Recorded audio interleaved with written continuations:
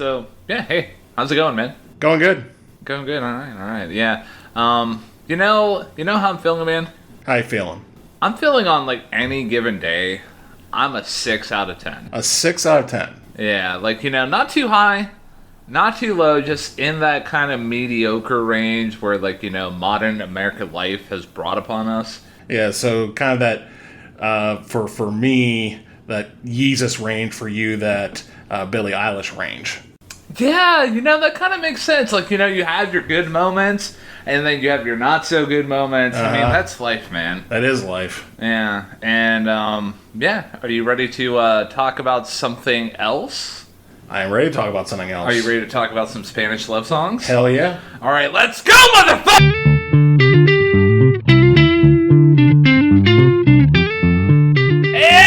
Welcome back, everybody, to one of the top 2 music podcasts on this side of the Mississippi. And we're not number 2. The show is called Hey, Listen to This.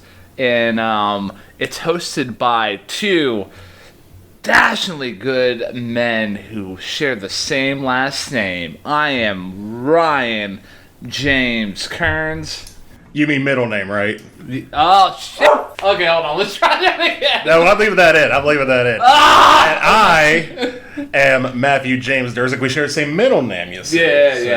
It'll be weird if we shared the same last name, man. Yeah. I'm just so excited about this episode today, man. Yes, you are excited about this episode, and this is episode number 30. Yeah, number 30, baby. So for those of you who are like, hey, this is episode number 1, for me listening into Hey, Listen to This, what me and Matt do here is every week we essentially just take turns dissecting albums, track by track, giving our honest thoughts. And I would say for the most part, man, like, we've run the gamut here recently. Like, oh, yeah. I forget what number was the K-pop episode, but we've literally covered everything from K-pop to 80s hip-hop to heavy metal to probably the biggest album of the year, which was our last episode, and like just everything else in between. We've been covered like Charles Mingus's Mingus Aham. So like, dude, we've run the gamut. So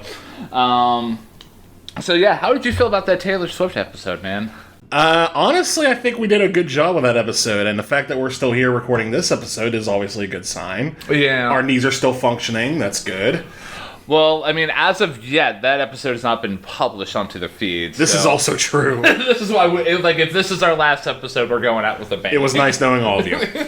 So, yeah. So, for those of you who are wondering what album we talked about with Taylor Swift, and if you've lived under a rock or you just came out of a coma for the past year, so the last episode that we did, we reviewed the Tortured Poets Department. And it's so hard for me not to say Tortured Poets Society, like blending Dead Poets Society. Yeah. But no, honestly, like, I've been listening to that episode recently. Well, I listened to it yesterday doing our proofreading, and I feel like we did a good job. Like, maybe I was a little harsher on it, but I mean, I stay by my rating, so. Yeah, so for this week, I felt like we needed a nice palate cleanser, something to recenter us after going through that experience, because it was a long episode, and just something about like a standard rock album really just spoke to me, man.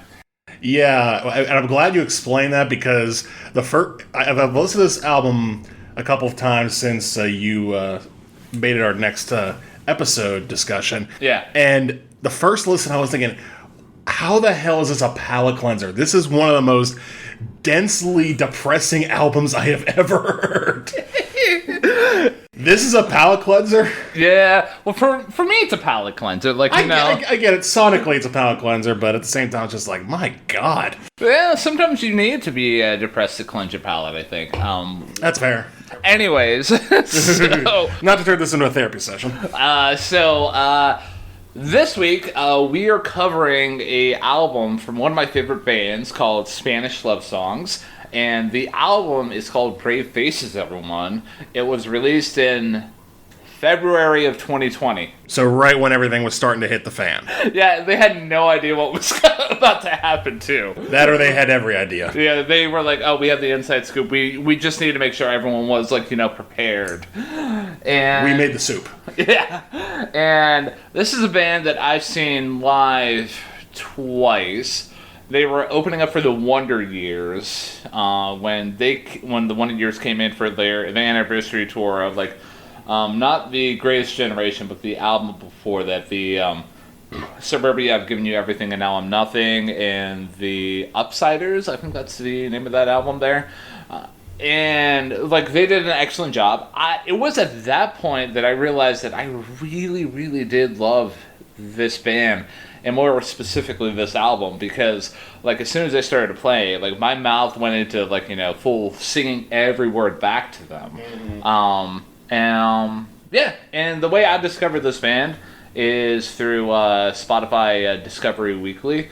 Like, they came across my feed like once, and I'm like, oh, hey, that's a cool band. And then I'm not sure what brought them back into my, like, musical orbit, but I'm glad that it happened, man.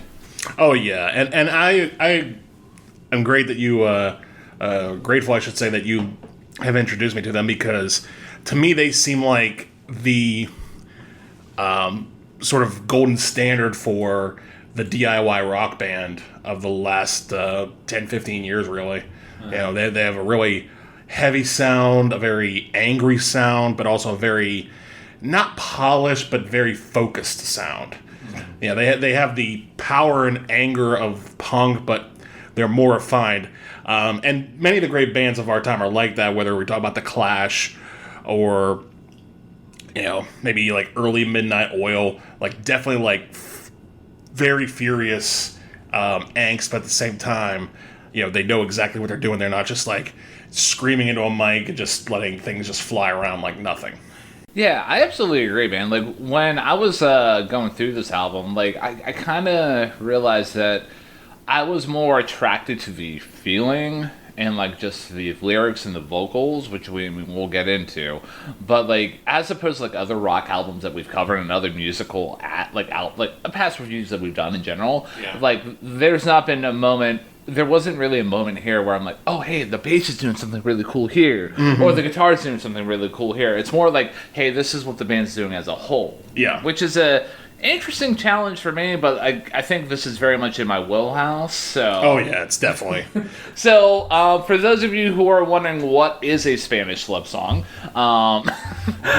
it is essentially, I'm just going to call it as straight as it can be. They are an emo rock band, and when I'm talking about, like, an emo rock, I'm not talking about, like, what you think about with, like, Panic at the Disco and Fall Out Boy. My Chemical Romance. And My Chemical Romance. Like this is if you just listen to this album, even put on, like, the first song and listen to the first 15 seconds. Oh yeah, you'll know what you're going to be getting yourself into. So, that being said, man, are you ready? I'm ready. You ready for some routine pain? I'm ready for some routine pain. And I'll let you kick this one off, man. So this is a strong opener to the album, and it pretty much lays out the concept of the album, or at least the vibes of the album pretty much bare. Powerful guitars, powerful vocals, and a song that's very specifically and deeply rooted in a general sense, battling demons, and in a very straightforward sense, specifically talking about alcoholism, because they're talking about how, let me just, trash my guts tonight. And, the antagonist of the singer is saying, I can't do another summer in this bar. Everyone here stays the same. And you just get immediately the vibes that we're going for. It's just, I'm not having a good time right now, so let me just continue to not have a good time while everybody else says that they're not having a good time because I'm not having a good time. And it all just creates this cycle of dourness and frustration that really is, a strong permeation of what the rest of the album's going to be. Yeah, absolutely. And, like, when you're talking about, like, that feeling and, like, how everyone's not having a good time, like, one thing that really, one of the many things that stands out in this track to me here is the fact that he's talking about routine pain, and like literally in the bridge, I mean, if I can remember correctly, which I think I can, that he's looking around at the bar, and he's like saying, hey, everywhere I look around, there's routine pain. And like when this track hit me specifically, it was when I was going through like just a grind in my life, and like the line about, hey, on any given day I'm a 6 out of 10, like right away that hits you. And the one like there's so many amazing things about this track here specifically that really you can copy and paste for the rest of the album here. Like Dylan Slocum's vocals are unmatched in my opinion in terms of like a vocalist that can portray like an honest passion, and the way that he's able to accompany that with the lyrics are just chef's kiss. Like you can literally take any line out of here and like it is utter perfection. Like one of my favorite lines out of here is right before they hit that first chorus, talk about let the guilt pass right through me while my friends are taking dives off of cliffs, and I just worry about the songs I'll never write. And that's showing the contrast about like, hey, this is what I'm worrying about, but like, my friends, they're literally killing themselves. Yeah, and then like, that's adding into that anxiety, because I think after that, he talks about, oh, they don't want to, it doesn't matter, they don't want to hear me on the other side. So yeah, it really, when you hear Dylan Slocum's vocals and his lyrics, you know that when he wrote this, he meant every single last word of it. Like, this is not just him, conjuring up some sort of vivid imagination world where he's depressed, although if that is in fact the case, which I highly doubt that it is, my God, he has done such a great job with it. And not to be outdone too, I one of the things I mentioned is that there's a part, I think it's either before or after the bridge, where the guitars are just going da da da da, and I got some strong Green Day vibes from that, like stuff from like early Dookie days or Jesus of Suburbia. So it's clear that these guys have done their research, or at the very least have listened to stuff. It's like, oh yeah, that's really cool, man. But in and of itself, this track is a fantastic opener to the album. Absolutely. And a couple other notes that I'll mention about here, and then we'll move on to what is a sensible career choice, is that you talk about like the influences by like Green Day here, and I didn't catch on that during my multiple listens of this album over the years, but like something I noted throughout this whole review here is that they really know how to write a chorus. Like, there's not a single chorus here. I mean, you might disagree with me, and it's your. I respect anything that comes out of your mouth. But like, they do such a great job writing choruses, and it's not like, yes, we can talk about the lyrics and how Dylan's like vocals just are utter perfection, but the way that this song is structured compositionally wise, how like it opens up with almost seems like a sunrise, like you're getting up for the day, and then like it just builds and builds and builds, and like even at the bridge where it drops out, where he keeps asking, is he gonna be this down forever, is he gonna be this dumb forever, is he gonna be this gone forever, is he gonna be this numb forever, like it's very rare for me to come across a song that I would consider to be utter perfection, and it basically is a 4-minute rock song at the end of the day. Oh yeah, like you bring up a very good point. Is that for all the intricacies of the lyrics and all the very direct vocals that are going on here, because again, it's not refined. I mean, it's refined enough to the point where it matches the key of the song, but that's pretty much it. Yeah.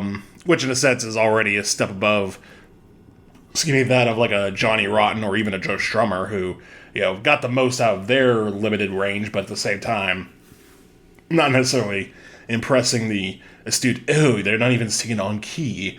But yeah, you're right. It really is structured very particularly to be sort of that standard way. So that, like, once they have the standard grounding for the song, they can just sort of, build upon that and, refine that to the best of their abilities without really sacrificing any type of, raw emotional power that they give. Yeah, absolutely. All right, so talking about the next track here, Self-Destruction as a Sensible Career Choice. Love that track name. Right. So strong Panic at the Disco vibes with that one. Yeah. So I got a question for you, man. What's that? What was your thoughts about the transition point between Routine Pain and this track here? I thought it was very smooth. Yeah. And I even caught it, even though I, for the most part, listened to this album through YouTube. Yeah. So, granted, it wasn't completely smooth because, commercialism. But even then I could hear, okay, this is what they're trying to do, so if I listen to the album proper, then I'll be able to pick that up. But yeah, I thought it was a really smooth transition from one to the other. Yeah, I absolutely agree. And, I think the other transition point that I can compare it to is when we did the Julian Baker review. Yeah. I forget what the... Over in Appointments? Yeah, Over in Appointments. I think that one might be the only transition point that can actually rival this one here. Yeah. But, smoothest transition. And we go from a rock your face kind of track here to what I almost feel like is still exploring the same kind of themes of hopelessness and everything like that, but it kind of feels more like a groove track. Mm-hmm. And there's a line where he's saying that his dreams are quick drying cement, and you really feel that in this track here. Oh, man. yeah. And I love how Dylan Slocum explores the different aspects of grief and angst throughout this whole album. And this song specifically here, he's dealing with how society is saying, hey, it's going to be okay. You're just going to be patient. But then he's looking oh no, all I have is missed bank payments, and he can't keep his head above the nonsense. And I feel the way that he explores that here on this track is so good. He can continue on. He could have made another Routine Pain, but I love how he explores a different element of grief in this song here. Yeah, whereas the difference between these two songs kind of comes down to the first song, like I said, was specifically dealing with, trying to drink the pain away through, alcohol, whereas this I think is more of a generalized version of that same grief and anxiety, where it's basically talking about, listen, my life's in the doldrums, we're missing bank payments, we're dealing with all this stuff, and I know the feeling is to, be optimistic here, but yeah, sure, I hope you're right, but let's be honest with ourselves. And that vibe is, again, carried throughout the song, which, again, goes in a very explicit lyrics about the state that he feels that he's in. Sonically, I think this does a good job of following up from the last track and definitely continues the pace of Routine Pain. I think the bridge is very strong in the song. The music video is quite interesting. Where it's just, it reminded me a lot of, I forget what song it is off of Home Video. Oh. You know which one I'm talking about, right? Yeah. I'm gonna look that up while you're riffing on that here. Yeah, because it's just this collage of videos featuring people, whereas the Lucy Dacus video was a lot of people dancing. This is just a lot of people eating cake. And not just eating cake, but eating cake in very sad, somber, and bizarre ways. I think someone was eating it in a bathtub. The Lucy Dacus video that you were talking about is for the song Brando. Brando, that's right. I knew it had something to do with acting or theater, but I couldn't remember which one it was. But yeah, it very much reminded me of Brando, in which was just this collage of videos, people doing the same thing. Yeah. But again, this is a lot more cynical in nature as far as, again, dealing with the pain of growing up and realizing that, hey, we're in a really tough spot. So, yeah, I think this is a solid... I don't think it's as good as Routine Pain, but definitely does a good job of maintaining that momentum. So, let's talk about that chorus, though. Let's talk about the chorus. So, in our previous review, I critiqued Taylor Swift in the song "Who's Afraid of Little Ol' Me" for her repeating "You should be, you should be," and how in this track here that I can't believe I'm gonna compare the two, but I know this is where we're at. Like how he repeats, "It won't be this bleak forever," and he keeps repeating, "Yeah, right." Like I love that call and response. It's so fundamentally basic, but the way that it works within the song is so good. It pays off so well. And the way it switches off between "yeah, right" and "I hope you're right" Yeah. is a great thing too, because again, it does provide that little hint of optimism in what is otherwise a rather bleak worldview. Yeah. And then a couple more notes about this track here, and then we'll move on to the next one. So, like you were talking about in your discussion about this track, how like, hey, you have so much going on in your life, like you just become so preoccupied with it. This is going to come up in several points in this album here, but in this track here, he's talking about he's so preoccupied with his own life, he can't see the world is burning down till we're living underwater. He has this, I don't know if he has this really interesting fear about like the world just drowning, or if it's some sort of metaphor, but like there's something to be said about like just you get stuck into your own lane where there's this global issue going on where like we have little climate change, rights being taken away, Right. and like people rioting, and like at the end of the day, like some people just want to get home and just watch YouTube and like just have their own headspace whenever like the whole world is starting to crumble. And like I don't know, there's something to be said about the fact that like you feel you can feel that, but at the end of the day, like you don't like you don't want to feel that. Yeah, it's almost you just so become preoccupied because you don't see the point of trying to change anything. So No. And I think it should also be mentioned too that Spanish Love Songs comes to us from the state of California, which for many years now the concept of drowning into the sea has been a real point of conversation for them, because again, global warming, and you guys live on the edge of the beach, and voila. So you want to take on the next track here? Yes, the next track is Generation Loss. And for the third song in a row, we tend to, once again, dive into this feeling of, what does this world around me become? What does my world become? And pretty much the entire track can be summed up in the line, half of our friends are dead, the other half depressed. And basically this is Slocum coming to terms with the realization that, it's not just him. And whether he's seeing that as a moment of pain or as a moment of solace, is very much up for debate. But, facts are facts that, he's not the only 30-something going through this crisis of, what is my life going to be? Can I afford to live the life I want? And others around him, are turning to, vices and life choices that are really just, sinking them down, sometimes to the point of death. Sonically, I will say this is the part where I was like, okay, this is the third song in a row that sort of feels like it sounds the same, so that did turn me off just a teeny tiny bit, but not enough to really dismiss the track. That's totally fair, man. Like, when I was first getting into this band and this album as a whole, like, one critique that I had of it is that a lot of the songs can blend together. They have that same kind of feel. So, here's something that occurred to me about this track here that I didn't realize until I actually sat down with headphones, looked at the lyrics.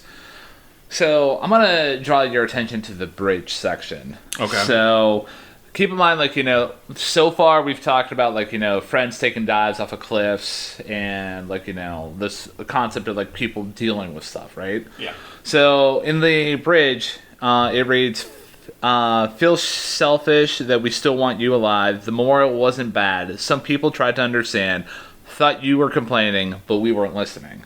So, I have a theory. You have a theory? A music. Oh, jeez. This is forget the Taylor Swift episode. This is the one that's going to end us because we're going to get sued the pants off us.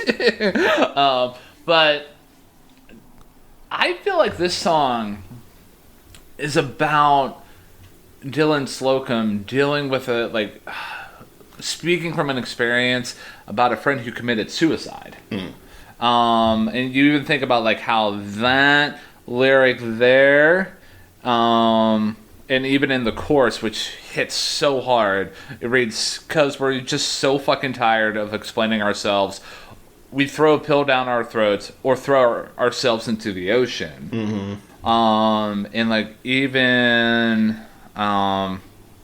even in the pre-chorus, "But kid, you're not half bad, could even be more than your dad, so why are you complaining if they're not listening?" I think he's speaking from the mindset of somebody who essentially was having a 29-year panic attack and literally ended up killing themselves. And this is where I'm very thankful that we did this review, because I never caught that until I sat down for this episode here. So before we even speak another word, copy and paste for the rest of the episode. If you're listening to this and you are going through a lot, just the number one thing I could speak from experience, the number one thing that you can do is just reach out to somebody. We all have that one person. If you just call, any decent human being's going to be willing to listen to you. So, and there's countless resources. Just make sure that you don't lose that human connection. That being said, though, seamless transition here. With that keeping in mind, there's also another line, "Driving out into the water because you took that leap of faith. All I see you is floating, so I turned my stereo up." This track is littered with little clues here and there, and I absolutely love it, man. Again, and then he does that so well. Dylan Slocum does, because again, you hear this and you just think, okay, this isn't coming from some sort of Paul McCartney-esque imagination that comes up, with Maxwell's Silver Hammer or Penny Lane. No, he's seen some stuff, and he is going to tell you that he has seen some stuff because he needs to get it through his music that what he has seen, he is really struggling with. So, yeah, I mean, and that also, I would say even more so, pertains to the next track as well. So, that next track is Kick. And oh my goodness. This track, I feel like I've said that about every single track so far. Yeah, but in this case, it's very well deserved. So we talk about how Spanish love songs can write a really great chorus. This is another great example. How even in the moments where at the very end where, hey, life's gonna kick you either way, and how the band drops off and you can feel you're being you can imagine somebody being kicked. Yeah. It's so good, man.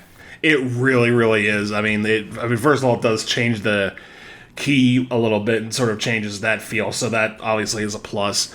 This song very specifically about someone or some people that he knows that have been dealing with abusing heroin and dealing heroin on the side.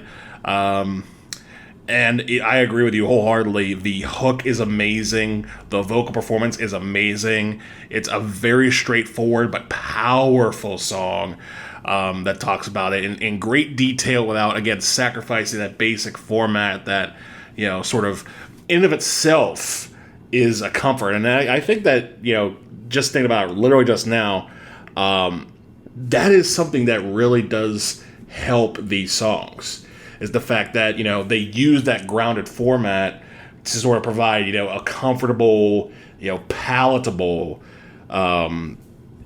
format in which to describe otherwise such, ferocious details of rather depressing subject matter.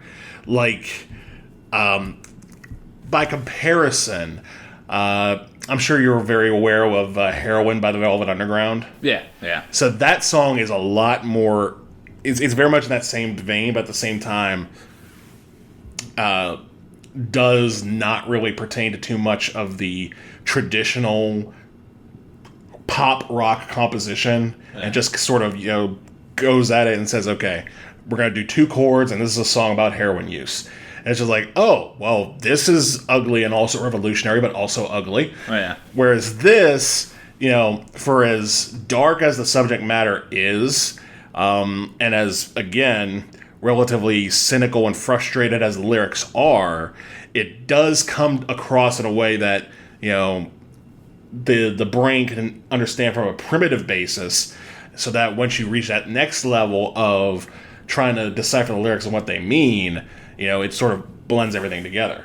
And it wasn't until, I really sat down and looked at the lyrics that I was more of oh, hey, this is such a groovy track, and I love, the feeling, hey, yeah, I love the message of, hey, if you're a hero if you can get off the couch, but life's gonna kick you either way. I really dug that. But, the way that he's able to structure, the opening verse talking about, hey, you saw your dad shoot up for the first time. Mm-hmm. Seeing that your previous generation, abusing a drug, and then, talking about, how 15 years can change a man, and then how 20 years... with different points of life, and how even in the choruses he changes it up of hey, they claim you're a hero if you can make it off the couch, to they claim you're nothing when you're walking out the door. You can tell he's exploring the generational effects of abuse, and what, for lack of a better term, I mean, I've never been exposed to that. I'm just going to say just generational effects of, you've seen what your parents have done, and how this person has essentially tried to contend with that, but they ultimately fall victim to that. And then even in, the last bridge, he's catching up with his friend who has, been through this. And he sees that, oh, hey, it's clear that you're using, but I wish I could have been a better friend to you. But I don't know. I don't think rehab's going to fix you either way. And there's just something so musically amazing about the way that he's able to construct that, underneath such a constructed rock song at the end of the day. It really is. And again, it builds in the proper places. It falls back in the proper places. And I think this is in my top 2 above songs on this album. We'll get to the other one later on. Okay. So, that being said, Beachfront Property. Beachfront Property. And once again, we have, I think that this is the same key as Kick, but it definitely changes the tempo a little bit. And I will say that this is a solid song, but... this is where the first, real nitpicks of mine come in the album. Yeah. Particularly on the hooks. And it's not that the hooks are bad. The hooks are very good. Yeah. But we were just talking about how in Kick, everything builds and rises and falls back at the proper times. Yeah. It doesn't feel like this one so much. It feels like, especially the first 2 times the hook comes through, it just, bam, just punches you right in the face with it. And it just felt a little disjointed. Which, again, isn't terrible. It's not oh, my goodness, it ruins the song. It's still a solid song. Yeah. But as far as everything else, this is a song about the anxiety over escapism. He's talking about how him and his significant other want to buy some beachfront property, but, they're waiting on the system to sort of let them through. And there's a lot of anxiety building up over this. And, there's that sort of primal urge to slap somebody in the face.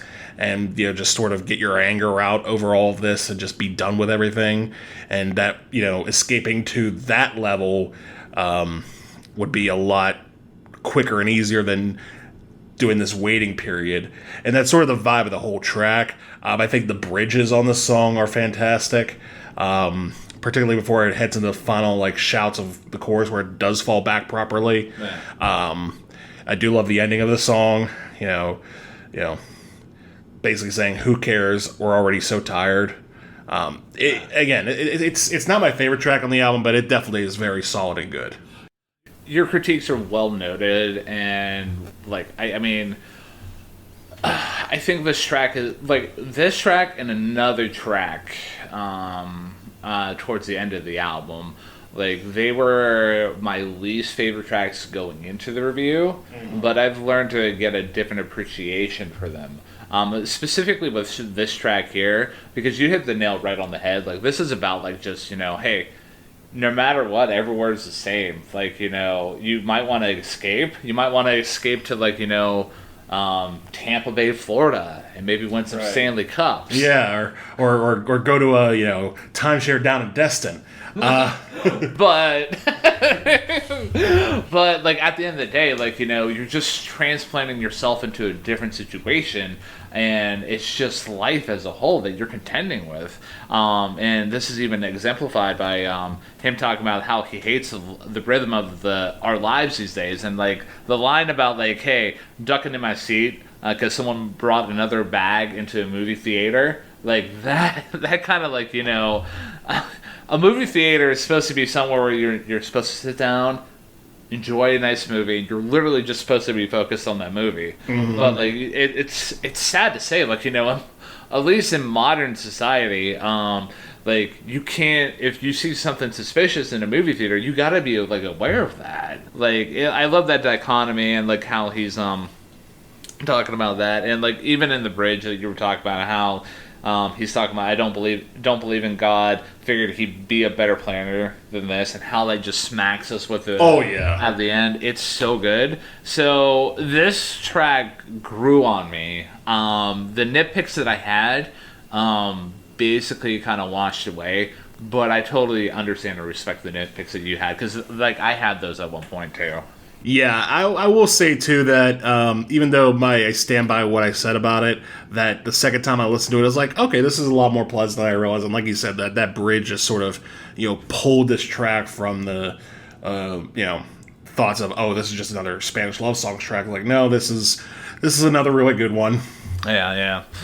So the next track is Losers. Losers. And this is where we're getting into another dynamic about like how Dylan Slocum is exploring grief, but in a different way. This is more about like financial grief that millennials are dealing with, and right off the gate, like I love the how the guitar is just doing a riff, and how the bass and drums are smacking down on the downbeats to like.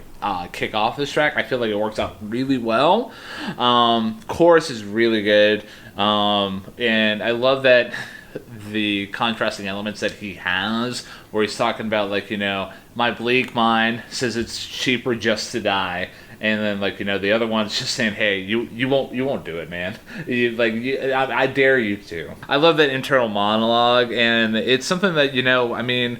I feel like whether you want to admit it or not, like we can all like relate to that inner critic and like the two sides of you. Like this is a fantastic track. I wholeheartedly agree. This is a track that was probably the most improved between first and second listen for me. Yeah. Because I caught the lyrics and I'm just thinking, oh my goodness, this is perfect. Again, when he says, in my bleak mind, it's cheaper just to die, I felt that so hard. And what's crazy is that this was, like you said, released in February 2020, right before everyone just started thinking, oh, maybe it is just cheaper just to die. So, and sadly, the fact that those lyrics are still relevant today as it was to, February of 2020, just, kind of goes into this, discussion that won't be had on this podcast, but a discussion overall of just how the hell we're all being treated as young people in this country and across the world. But back to the music. I do kind of dig the fact that it sort of goes back to the same key as the opening trilogy, because it feels like, it's that same level of cynicism and frustration that was brought on with stuff like Routine Pain, like Self-Destruction as a Sensible Career. That's the one. Yeah. So yeah, I really did dig the track as a whole. Again, I don't think there was anything in there like sonically. Like this is like if you're a rock fan that likes solos, Spanish love songs probably isn't for you. Yeah, I mean, they understand the assignment. Oh, yeah. They understand what people go to them for. One thing that I found interesting, though, is that there was a little bit. I mean, I might be digging a little too deep into this track here, but there's a little bit of a callback to Self Destruction's chorus in this track. He talks about it can't be this bleak forever. To it gets like, and then. Well, like that was in self-destruction, and in this track here, he's talking about it gets harder, doesn't it? And like you see that progression, and I feel like that's a really good kind of callback. Oh yeah, and kind of questioning kind of thing. And just one more thing that I will note is that notes about the financial angst. Where he's talking about he won't see a doctor until he's like collapsing on the floor. I mean, I feel like we can all relate to that. I hope I won't have to see a doctor because you never know what kind of bills that they can pile up on you. Ready to move on to Optimism as a radical life choice? Let's move on to Optimism as a radical life choice. So I've been talking earlier about how a lot of the songs definitely tend to have the same format and vibe, which again is not a bad thing on this album because Spanish love songs does it really, really well. Yeah. But they do switch up things a little bit on this track, at least to start, where it feels more like you were saying with it was either Kick or Beachfront Property, where you were saying that it was much more a groove track. Like that's what I got with the start of this track, where he's not screaming. And it's a very tight groove, almost like a dance groove. Yeah. And then it goes back into the very open drumming, I'll call it that, for lack of a better term, where, a lot of cymbals and a lot of very polyrhythmic rhythms that are in there. That isn't just the basic... it's very... something like that. Yeah. And for those of you who are wondering, is he having a stroke? Don't worry, I'm fine. I will say the one nitpick I have about this song particularly is I felt this is the wordiest song on the album. And much like a couple of the tracks we talked about on last week's episode with the Tortured Pose Department, it felt like these lyrics just kind of meandered all over the place instead of really focused in. And granted, it's not a bad song by any means, but... compared to the likes of Kick and Routine Pain, it's kind of unfair, but, Slocum already set this high standard as the rest of the band that this track just sort of merely comes off as a solid, okay-ish track. Respectfully disagree. Okay. I think I did note somewhere in this review here that the wordiness, in my opinion, I could see how it does come across as hey, wordiness for the sake of wordiness, and sometimes you need to trim the fat down. Mm-hmm. But I feel like it works here. Again, I might be just having my blinders on because this is one of my favorite bands. Right. Hey. It is what it is. It's a free country, even though these guys don't agree. And getting back into this track here, though, it's interesting that we've gone through such depression throughout this whole album so far, and this is the first sign that we're kind of getting that Dylan Slocum, or the protagonist in this album here, is trying to fight through everything instead of just being succumbing to the sadness. I don't know. Structurally, I like how it opens up with that acoustic guitar and it goes into that groove that you mentioned. Especially with the opening line being the pain is back in my chest again. I'm like, oh, I feel that. Mm-hmm. And I love the another note to self-destruction as a sensible career choice. where in that song he's talking about like living underwater. In this song he's talking about the world's about to end. You best start swimming. I love that nod. And the line about like, hey, can't have another coffee without exploiting someone or make another millionaire or billionaire. Yeah. And have you ever seen the show The Good Place? No, but I've heard of it. So, like, at the towards the end of that show, they're talking about, like, it's very hard just to be a human being nowadays because, like, right now, for example, we are recording a podcast. We're using electricity that's killing the planet. I'm recording on a MacBook, which is oh no, Apple is the ultimate evil corporation. The ultimate tech cult. So it's hard just being a human being nowadays. Like, you can't just enjoy coffee without exploiting somebody. And I don't know, even in the chorus where he's talking about this is where I'm hinting at the first signs of hey, don't I want to live, is don't take me out back and shoot me. I know I have faults, and I've only been a kid pointing out dead dogs on the road. But he wants to weather the storm that's happening.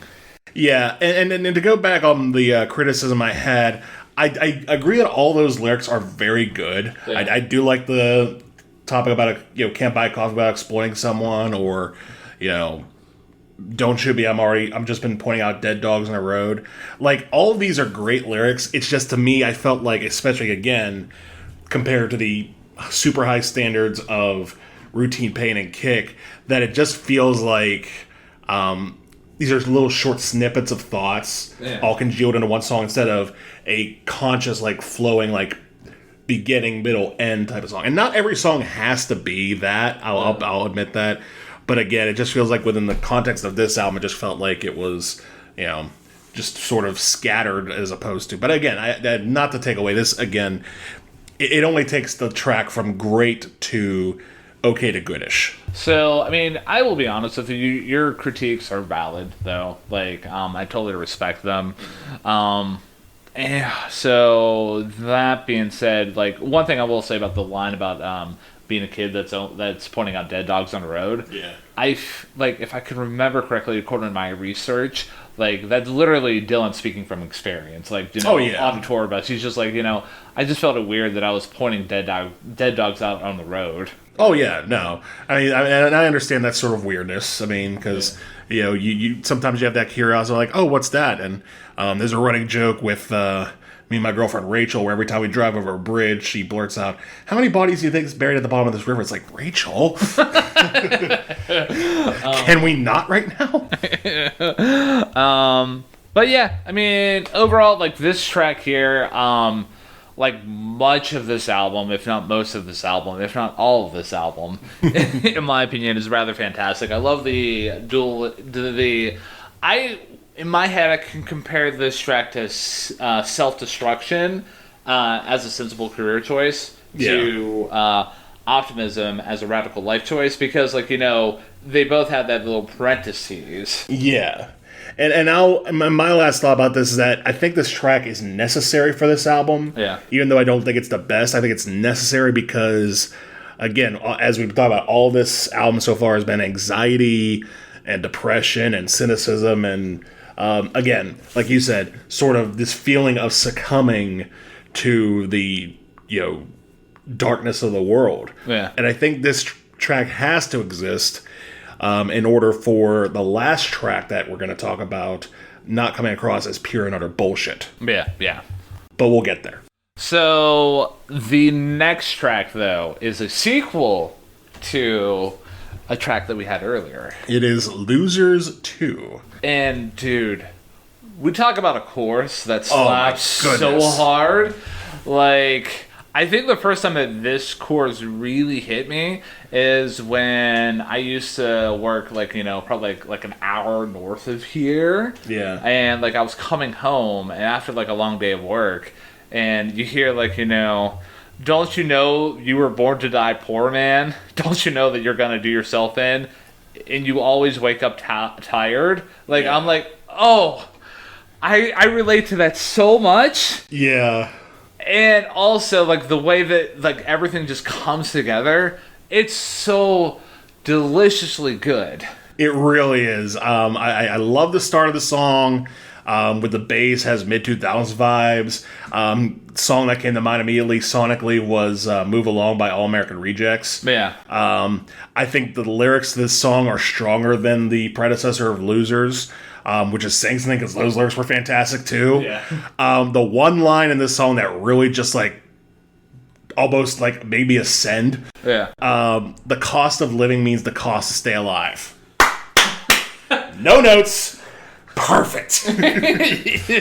Absolutely, man. Like the way that this progresses from, like, you know, that the bass intro that you were talking about to going off into that kind of like almost like an open field kind of feel into that chorus, it just slaps so good, and how it's like littered with just such like.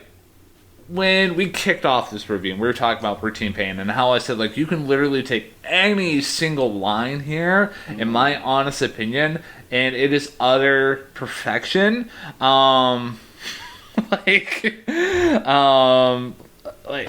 don't know, man. Like, this song is just so good. Like, I even noted that the second verse, like, is just littered with just perfect lines. Then it ends with that line that you just talked about. Yeah. And like, talking about, like, you know, every day, the rhythm of life, saying stuck at working at that third job, driving while meeting moms to protest for minimum wage, still depressed, still living for the weekend, still terrified to die at your age, no cancer, no crash, it better all go as planned, or one day soon you're not going to get by. So, like, you're talking about those elements of, like, dealing with, like, everyday life, and also those financial angst of, like, hey, I can't take care of myself because, like, of just how life is. Like, this song is so amazingly good. It really is. And you talk about that line of, you know, no cancer, no crash. You know, like that's dark. Mm-hmm. Like that, it basically says, okay, you're not going to be the victim of some sort of tragedy. You're going to have to, you know, fight your way through this situation that you are in. And it really just hits home. One last note about this song. I found it very interesting that this, I believe, is the only song on the entire album to have a fade out, and I was like, oh, okay. Yeah. Interesting twist. All right. So, Dolores. You want to talk about Dolores? Let's talk about Dolores. This track is very different from anything else on the album. Mm-hmm. And I'm just going to come out and say my basic thesis on the song. Yeah. It's a very good song, and I do not like it. So, before you even, like, expand upon your feelings about the song here, like, along with Beachfront Property, like, going into this album, like, Dolores was a challenging song for me, too. Yeah. And, like, even when I did my detailed note-taking, like, this brought down the album by 1 basis point. But I came around on it. Okay. But you go ahead, present your thoughts and feelings about it. So this track, again, Dolores, it's very slow. The backing is very somber. It's almost like very like laid back. Like if you think of like the first couple minutes of the song "Maggot Brain" by Funkadelic, where it's just sort of this very slow, sort of laid back theme, but it's not laid back. It's very like almost dire, almost like a mute. Or let's try again. Almost like something you would hear like in a movie or a Marvel movie where like all the characters are dead. Yeah. And just something tragic happens, but very like somber and brooding. And even Slocum's vocals on this track are very like dialed back. Like there's still just like a sense of depression there, but it's not angry or shouty. The structure that they had been going for the entirety of the album changes up here, where it's basically a couple of verses and an outro essentially. Yeah. And again, I don't like the track as in of itself, but at the same time, I cannot deny that that's exactly the point. it's exactly the point that this track is to sound bad and frustrating because it's a song about tragedies, whether it be school shootings or acts of violence or someone dying. And even that, I remember looking this up on Genius, and they were talking about how when they released this song, they had clues that say, support these organizations, I guess, are like anti-gun or, pro, trying to find a solution to all this violence happening in our schools. Yeah. So for what it is, I respect the hell out of what they were doing. I think it does a very good job of providing a song that echoes the feelings of depression and dourness and almost defeating a sense of defeat when it comes to seeing situations like this. It's just, and maybe this is just the nature of the beast or the nature of what we want out of music, especially when it comes to, again, what these guys are providing her on the track, that, I like what you did here, but at the same time, I hate it because I don't want to listen to a song about this, which, again, is kind of the point. I really have nothing else to add, man. Like, the struggles that you had, like, even, like, looking this up on Genius and how I was able to walk away from this track here thinking, like, oh, so this is about gun violence. Cool. Yeah. But I don't know, like, I mean, I'm not gonna step on your toes and say the same things that you just said. I'm just gonna say the way that I was able to change my mind from, like, okay, I respect the song, it's a necessary song within the album. Is it a song that I'm gonna, like, run to or, work out to? No, absolutely not. I'm like, that is a TikTok challenge that would exist in a better world. Just seeing someone jogging and doing push-ups to this song. It's so stupidly dark and I love it. Yeah. Unlike, other, like, the majority of tracks off of this album, like, you can definitely work out to them. But that being said, like, just the way that, I don't know, I respected the restraint that they had here in this track. Like, you can easily smack us in the face with another, like, self-destruction, routine pain, losers 2. But I don't know, like, the way that it's so bare and it's highlighting the horrors of what, like, gun violence is, and, like, how you really just feel the emptiness, and, like, how, like, they're talking about, like, hey, they're catching the news and it's just another white man with a grudge. Like, yeah, that's a great line. I feel like this is just echoing the frustrations and the genuine hopelessness that we have when it comes to dealing with something like this, because, like, no matter what sensible arguments are being made, and this could even echo to, like, further things about, like, the world's burning down and we're just living underwater, and we're so preoccupied because, like, we are all stuck in our own lanes, and it's very hard for someone to reach across the aisle and be like, hey, like, I know that you want to do this because of this, and I have my own beliefs, but let me be sensible here. I mean, I can go over, like, countless amount of lyrics here, but, like, even, like, opening up about, like, guiding the evening's choreography, like, that line there, and how Katie has her hand in the young man's chest. Like, again, these are, I will say the lyrics on this track are very good. Yeah. And again, it's so effectively depressing that you don't want to listen to it. It's basically the punk rock or emo rock version of Mufasa's death scene. Yeah. But to that point, I think it was a smart idea to not present basically another Spanish love song for a track like this for 2 reasons.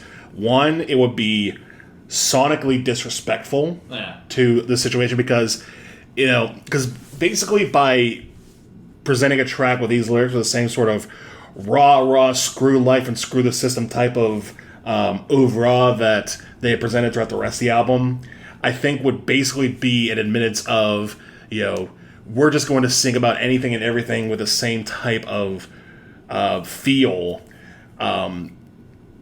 no matter what the subject is. And for a subject this sensitive, because, again, we've talked about experiences on this album, and perhaps Slocum knows somebody or knew somebody that had these experiences. Yeah. To sort of power past that the way everything else has been going so far doesn't seem like the right thing to do. Mm-hmm. And, again, the other thing is that, again, it'd be philosophically, incorrect. Because, again, if you keep on singing like everything's the same, then you're basically admitting that this is just falling to the background. And for something of this seriousness, something that's, again, so life-changing and so deflating, I think they got the right tone with this. It's just that, again, because we come from these experiences, this is an album very much directed at our generation, is that I think and they were talking about this in, other songs where you just kind of want to escape and just, not have to worry about the world's things. We, in this respect, I think, are probably going to end up doing that with this song, unfortunately, which sucks, but at the same time, it's presented in such a way that we can't. It's such a brilliant paradox of a song, and I'm glad it's on this album, and I'm probably not going to choose to listen to it as much as I possibly can. Hearing you talk about this track here has raised my appreciation of the track. It's so freaking confusing. It's like, I hate you, but you're really good. And like, even one element that we haven't talked about yet is the outro. And whenever we talk about like gun violence and like, we both have seen BoJack Horseman, right? Yes. And you know how they talk about thoughts and prayers, right? Uh-huh. And like how like at the very end of this track here, it's almost like Dylan Slocum is like sticking a gigantic middle finger at oh hey, they're praying for you. They're praying for you. And like and at the very end he's saying, isn't that good enough? Like oh my goodness, that's a capstone on a brilliant track and a brilliant nod to Dylan Slocum here. Yeah, again, it's a very good track for what it is. But if you appreciate the powerful sound that Spanish Love Songs has established on this and many other songs, this is not going to be a track you're going to come back to.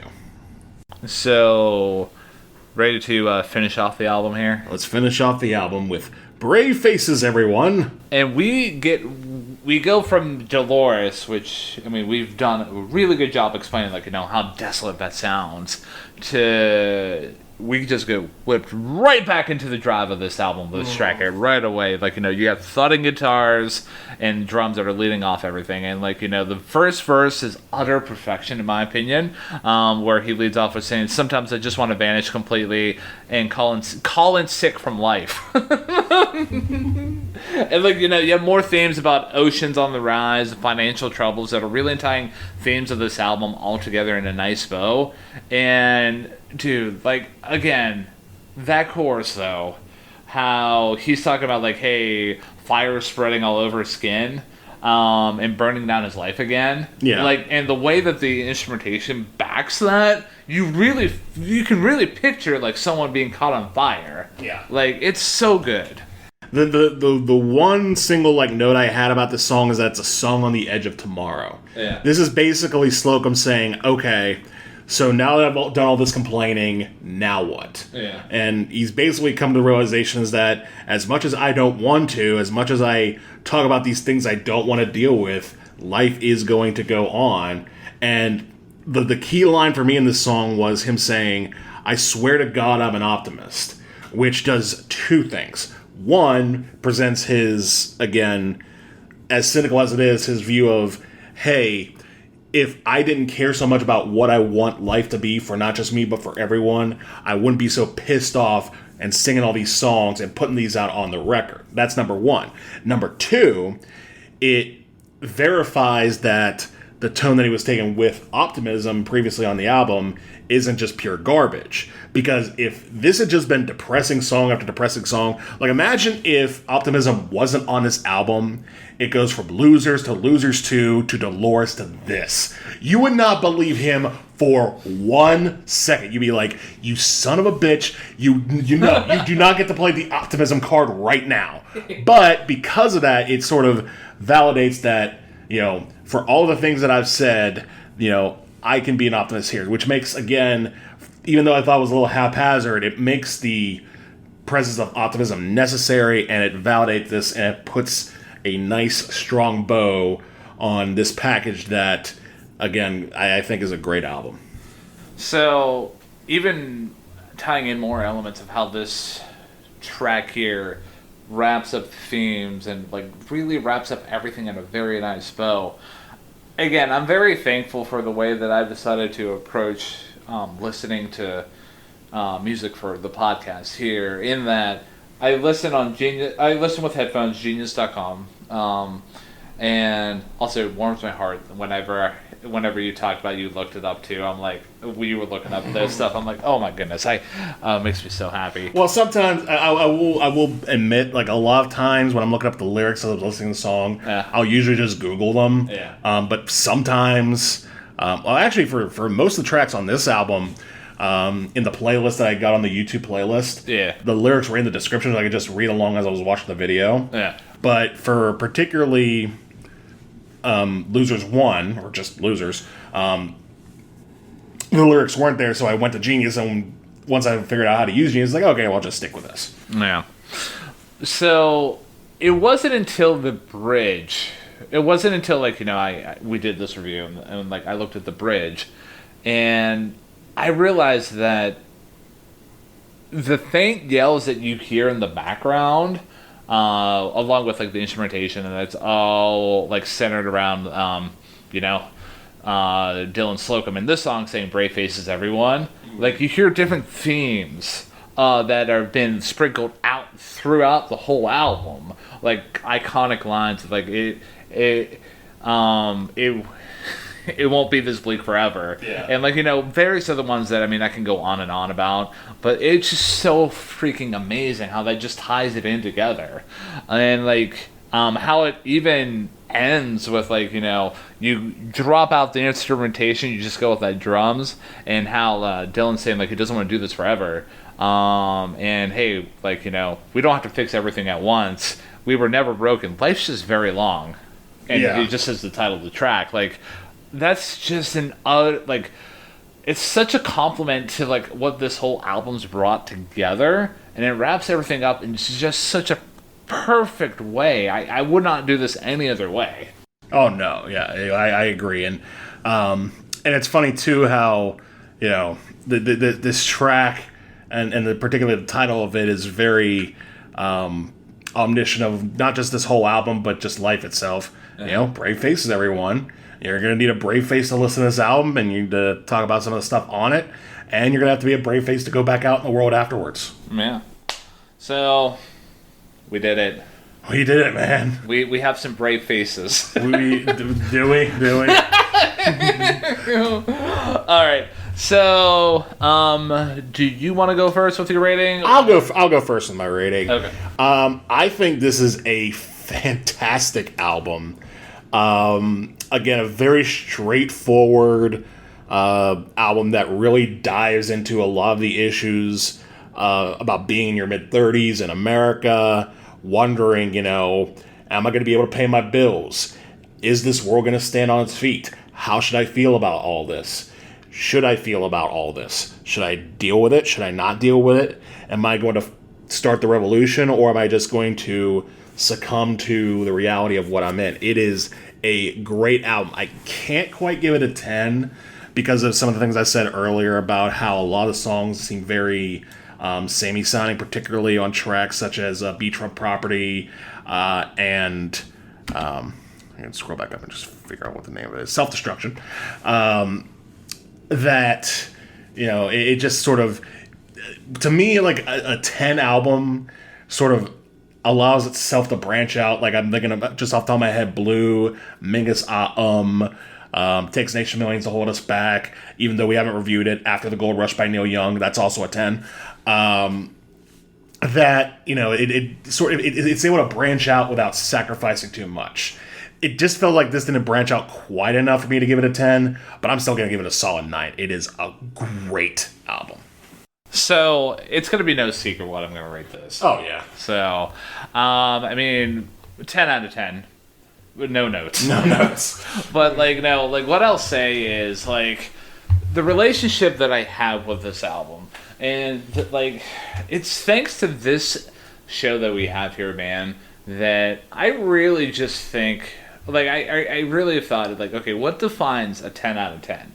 Like, because it can't just be an album that I have no problem with any of the tracks. Because, like, if that's the case, like, you know, most albums that I would put on would be 10 out of 10. Yeah. Because, like, the way I listen to music is top to bottom, unlike many people, like, you know, nowadays. But that being said, like, you know, there's another aspect of, like, what makes a 10 out of 10 for me. And it's whenever, like, an album changes the way that you listen to music. And it sets a new standard for me. And this album easily does that. The way that Dylan Slocum's vocals are just unmatched in passion, and him as a lyricist is utterly perfection. In the way that throughout this whole album, he's not, from my point of view, he explores different avenues of angst and anxiety that can come off as one note as sometimes, but for me, there are many different notes. And, like, again, I see how, like, some of the songs are samey. I did have that feeling at once, but I changed up my opinion over the past couple years because I just realized that they bring different elements to the table. I do recognize that this album is not for everyone. I mean, you literally just gave it a 9 out of 10, which makes my heart sore. And it's interesting that I talk about how this was a palate cleanser from the last review that we had. And the reason why I'm thinking about that is, like, we didn't really have to dig too far into this album. This is not a 2-hour review episode that we're recording. No. Also, it's 6 tracks shorter than the Tortured Poets department. It is. But, like, there's just something about, like, you know, doing my re-listens of this album for this episode, I figured, I noted that it's a 40-minute album. It gets out of the way quickly, man. Oh, it does. And, like, again, this is, in my honest opinion, here's the thing I will say about this album, though. And that'll be my final thoughts. I don't feel like this is an album for everyone because of the themes of depression and how the lyrics can come across, that if you do not like listening to sad music, you've come to the wrong place. Right. But if you can get down with some sad music and you like rock music, this is a must-listen gemstone of a masterpiece that you have to listen to. And at the end of the day, you know, not to come across as arrogant or selfish, but this is our show, so if we decide to review a record that we both really like, then hey, so be it. Yeah. Speaking of which, my next album recommendation based off of this is also from 2020. Oh, yeah. And I'm going to play a little bit of a homer card here because we actually know some of the people in this band I'm going to mention. Okay. The band is called Second to Safety, and it's their 2020 release called Esther. Ow. Because much like this album, it's very, very loud. Yeah. Has a very strong pop elements, but very heavy rock elements. The lyrics are considerably different. They dig more into, you know, a balance between personal philosophy and just dealing with everyday life in, you know, songs such as Signs of Life and Draw the Blinds, and my personal favorite, To Be Beautiful, which is one of the best songs of that year, period. Yeah. That will be my next recommendation based off this album. And mine's an easy one. Go to the next album from Spanish. Right. I figured as much. No Joy. It has a lot of those same elements that we literally just talked about, but it adds a synth element to it. Oh. And, like, you know, when I talked about, hey, this album has a man and the wife, his wife actually joins in that album there. So Is she not on this one? again, I don't think I heard one single key here. I mean, we can look that up later on, I guess. Yeah. But yeah, Matthew. Yes, Ryan. Where are we going next? Well, because we went from a tortured poet's apartment, and we had a palate cleanser. Now that our palate's cleansed, where are we going? well, I think it's appropriate. Well, or I'm just gonna call it appropriate because it's my choice. We've gone from pop to rock, so I think we're gonna do a pop rock album. I'm gonna give you two choices. Oh, okay. Your two choices are 1983 or 1993. Oh, 93. Thank God. Not that I wasn't ready to review the 1983 album, but I think the 93 album is a little better. So, for our next album, we are going to talk about the album called Spilt Milk by the band Jellyfish. I've literally never heard of that band. Oh, okay. So this is going to be an experience for you. No, okay. It's going to be a new experience. Yeah. Oh, man, I can't wait. Yes. So, for those of you who are listening, if you've not heard of Jellyfish and the album Spilt Milk, like myself, do yourself a favor, like I'm going to do, and listen to the album before the next episode. Yeah. Because you're probably going to go into... I mean, just the name alone. The band's called Jellyfish. The album's Spilt Milk. What the hell is going on? All right. Cool. So, that being said, if you like what you heard in this episode of Hey Listen to This, and it's obvious that you like what you heard, because at this point you've got to the end of the video, and your video/episode, and you're listening to me give the tagline I usually do.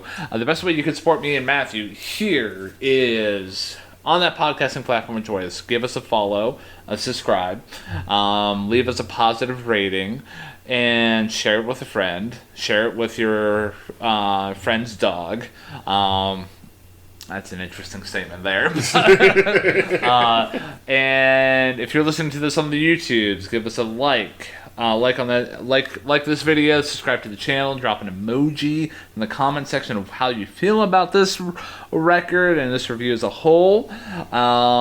We have social medias. We have Facebook, Instagram, Twitter, and Threads. Tagline is TT Hey Listen. And if you want to give us an episode recommendation, hit us up at ttheylisten@gmail.com. And for the last time in this episode, I am the undisputed Ryan James Kearns. And for hopefully not the last time ever, because the Taylor Swift episode hasn't been released yet, I am Matthew James Durzik. And we want to remind everyone, brave faces. Everyone.